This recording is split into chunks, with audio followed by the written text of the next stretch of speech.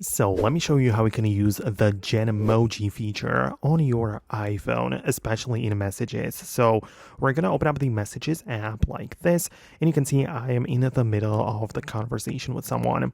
So what I can do is, of course, tap on the text field below so the keyboard actually shows up. So that's what I'm going to do. And then we have the plus button on the left. You can see these options expand, and I can already see the Genmoji. So I need to click on it to confirm it like that.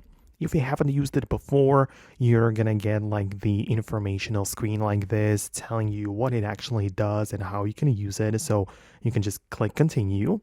And then now we have the ability to describe the emoji we want, right? So I'm gonna type in the dogs with a ball, like dog playing with a ball.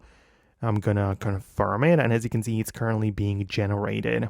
So this is the first option, looking already pretty solid, but it just keeps on going, right? Because we have the first, we can scroll, this one looks like an image, then the third, and so on, right? So it just creates like 5 different versions, and you can pick the one you actually like. So yeah, all of them look okay, but let's say I go with this one, we hit it done like this, and it's now part of the text field. So I can literally click on a send, and it's going to be sent like a picture or like a larger emoji within the conversation, right? So you can obviously react to it and everything. So that's really nice, and that's how you can use Genmoji.